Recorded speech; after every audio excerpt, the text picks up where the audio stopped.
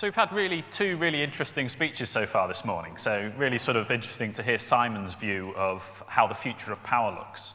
And obviously Annalise's piece, which perhaps went a little bit higher and wider in terms of talking about the future and the environment and the role of entrepreneurship in that. And the bit that I want to talk to you about today is really how we as entrepreneurs, and I think that the majority of this conference is people who've got an interest, even if you're not an entrepreneur, in building business, how we can have significant impact on what are some of the really big global challenges that we've got. And as positive change makers, the one I'm going to focus on today really is decarbonisation. And I'm absolutely aware that decarbonisation is only one of the many massive challenges we've got as a country and as a globe to sort out over the next few decades. But for me, if I think about all of the problems we've got to solve as a species, it's too big a problem. It's too hard to get your head round. And I think you've really got to bring that down. You've got to chunk that down and say, okay, if these are some of the big bits we can do, how do I come up to things that I personally, as an entrepreneur, can actually make a significant impact in? And I've got to deal with the fact that I can't fix all of it, but I probably can fix a certain element of it. And that then, as a group, entrepreneurs can come with me and build all the other bits around that let us tackle these really big global issues. And why do I focus on entrepreneurs? Well, it's not purely because that's what I am. It's because I think about if we've got to solve these massive problems of the environment, decarbonisation in my case, entrepreneurs, to me, are the most obvious people to do that. And why are they the most obvious people to do that? Well, because they're the people that understand making change. And if we are going to decarbonise the whole of the world, then we've really got to make change, not on a small level, but we've actually got to make change on a global level. We've got to change the behaviour of the entire planet. And the best way I see to do that, probably, is by building global organisations on a commercial level that allows us to encourage that change in individual consumers. But coming back to the first bit I said, it's okay if each individual entrepreneur and each individual company can't do all of that on their own. But what I want to make sure is that all of today's generations of entrepreneurs and all of the next generation of entrepreneurs have one of the big global challenges as part of their mission. There's other things you've got to do. You've got to make sure you delight your customers. You've got to make sure that you're financially stable. You've got to make sure that you've got an underlying great business that you're building. But make sure one of your goals of your business is something lofty in order to sort out one of our big global problems. So if I can sort of focus you a little bit now and use my own business as an example. I've set the mission for my business. My business is PodPoint. We're building a massive network of electric vehicle charging points. But our overall mission is to decarbonise transport. I can't decarbonise transport alone. Building a network of electric vehicle charging points doesn't on its own decarbonise transport. But together with other people, together with people like Simon, together with people who are decarbonising the grid, we can decarbonise transport. But to make my bit work, there's three key parts of it, really. I've got to make sure I'm delighting my customers. I've got to get the customers to engage with this new technology that I'm putting out. I've got to make sure that I've got a fully financially scalable solution, so I can build this not from a few of these things, but to hundreds of thousands of these things. And I've got to make sure that what I'm doing has got sensible contribution towards decarbonisation. So in PodPoint, we're already well on the way there. We've shipped about 20,000 electric vehicle charging points now. So around the UK, there's about 1,500 publicly available PodPoints where you can go and charge your car. About 8 million miles of electric vehicle motoring has been contributed by PodPoints.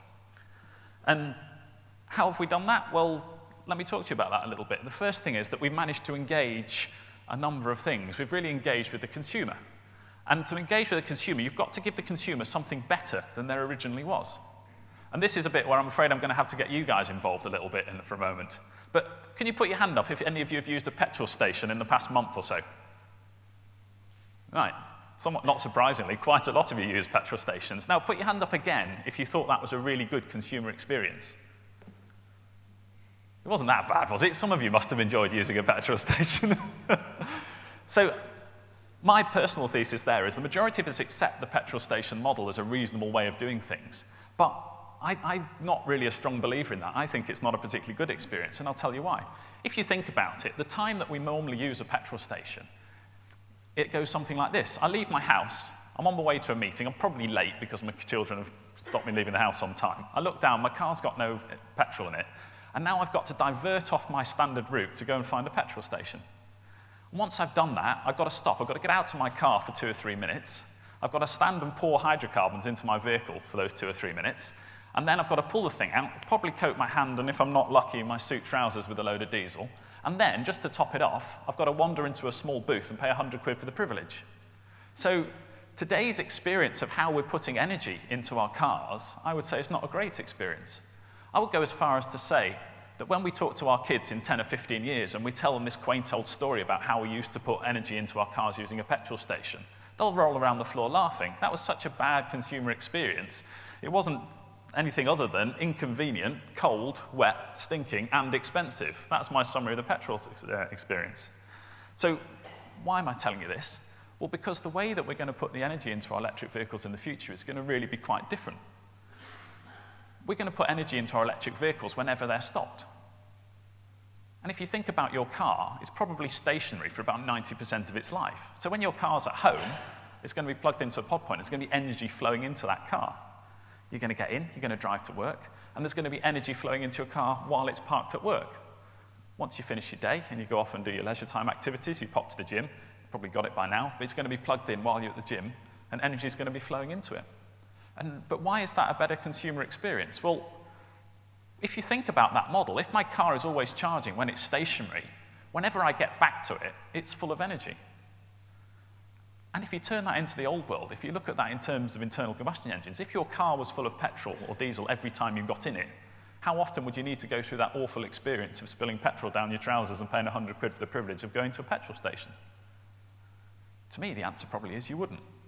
So we're going to make, using electric vehicles, using pod points, the first part of our environmental mission is we've got a way that we make this a better experience. The way we put energy into cars, we're improving, so people will get it. The trouble with doing that is, to make sure that you can charge your car wherever you put things, you need an absolutely prestigious amount of charging points. Tens and hundreds of thousands of charging points. You pretty much need to put a charging point everywhere you park for an hour or more. And that's an absolutely immense amount of charging points. Which brings me on to the second part of what I was talking about. Once you've got a model that allows you to move forward environmentally, and you've found a way to engage with the customer and make the customer experience better, you've got to make sure you've got an absolutely financially scalable solution, because you've got to do this on a global scale. So if I think about building out a network of electric vehicle charging points, how are we going to pay for that? How are we going to make that work? Well, the first thing you come across is, well, surely the government just pays for this. We just get the government to roll out this mass of electric vehicle charging points. But I don't see that happening. It's just too big a challenge. If we've got to really put one of these things everywhere we park for an hour or more, there's no way the government can fund that sort of rollout of electric vehicle charging. So the next one then says, okay, why doesn't Podpoint just go and raise an inordinate amount of money? We'll just raise millions and millions of pounds and we'll go and self-fund the whole thing. But again, I don't really see that as practical. The availability of capital on this sort of level, it doesn't make it practical for a single company to raise that sort of capital and go out and do it. So you end up with a plan C, and it's a really good plan C.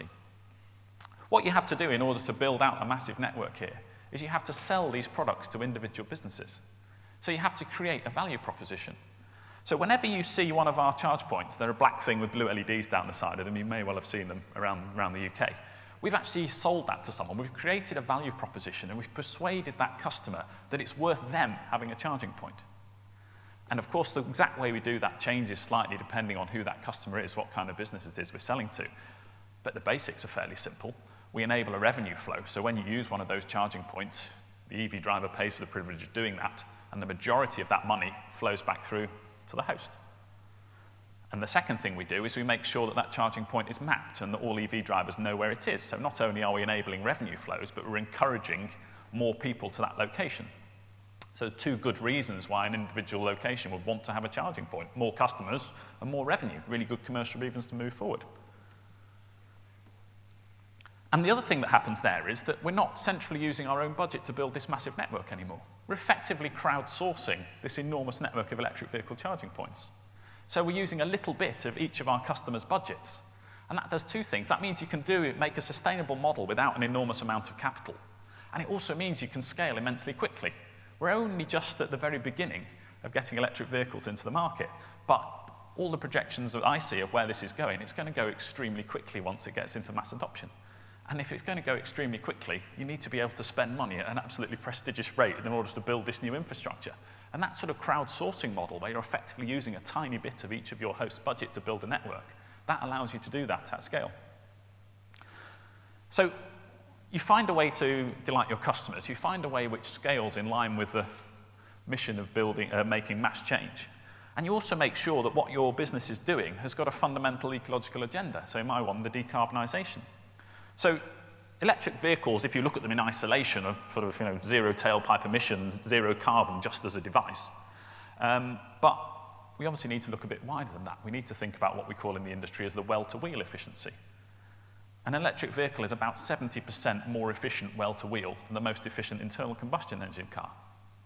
So we've made a big, significant step there. But we're not all the way there. We haven't got to fully zero carbon yet, but that's okay. But more than that, we've created a multiplication factor. And this really links back to the fact that I, as an entrepreneur, accept that I can't fix the entirety of the carbon issue that the planet follows. But what I can do is make a significant contribution.